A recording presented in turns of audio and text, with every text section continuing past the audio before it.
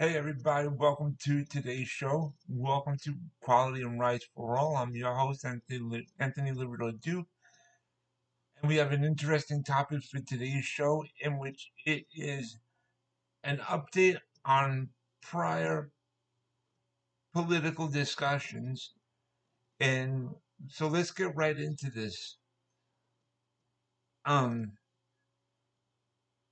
the latest update in regard to the border issue is that there's been a slight improvement um, because when Title 42 ended, a new policy was put into place, and now there is a decrease in immigrants coming over the border from Mexico, and it's a significant decrease because of the new policy, and things are now in a more orderly fashion at the southern border.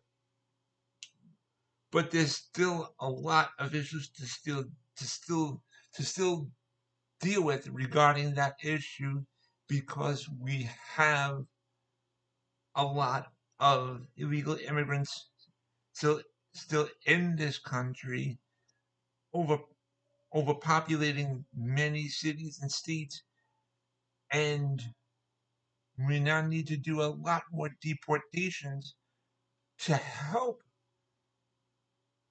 all the cities and states throughout the United States. So, and we also need to help the immigration courts that are overwhelmed and so backlogged. So we need to help them too, and also still help our Border Patrol agents as well, in which there's been a slight improvement with that too, because the president sent 1,500 troops to the southern border to help the Border Patrol agents. So now there's been some improvements regarding that issue, but now our government needs to raise the bar and still do more work to really improve the broken immigration system and the broken borders. And we have to do a lot more deportations, and we have to help the immigration courts. And speaking of which, there was a court down south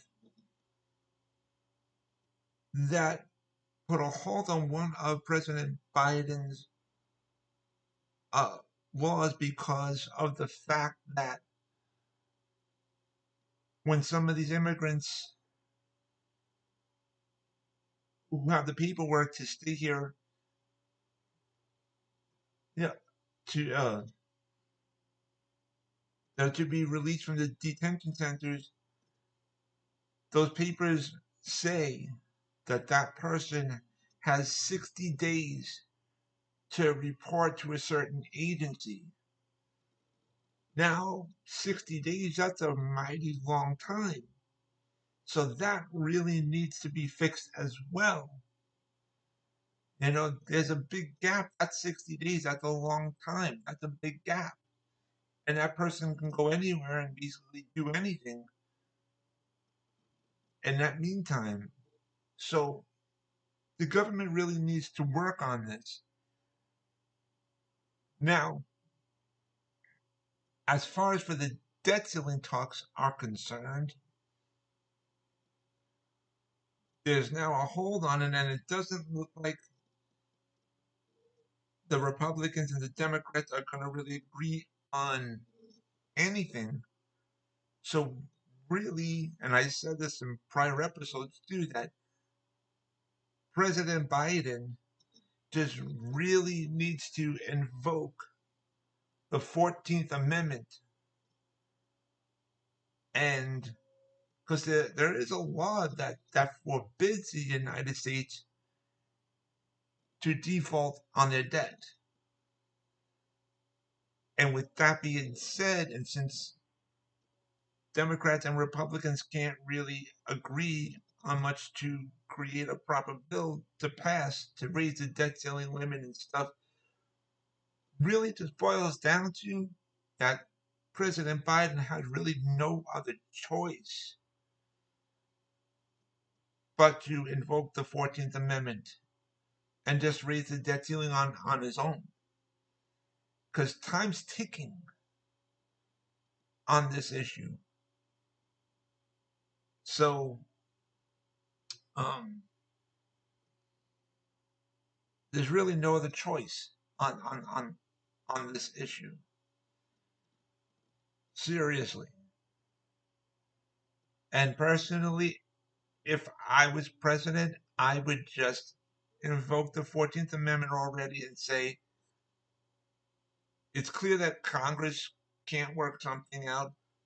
I'll just invoke the 14th Amendment and then we can move on to the next topic and work out other things.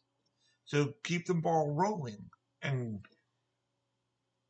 stuff and to get things done. And we can always go back to this topic at a later time and maybe do other improvements along the way. So, but anyways, that's where things stand so far. As far as updates on priorly discussed political topics, and I want to remind all my fans out there about the business that my husband and I have together called AWLDNY. The link to there is awldny.com. You guys could check out all the items on there. And I also wanted to remind all my fans out there about my other business, my other website that I have called Advocate Information Highway. And the link to there is AIHNY.com. Again, that is AIHNY.com. And you guys could check out all the pages on there. And so with that, take care, everybody. Bye.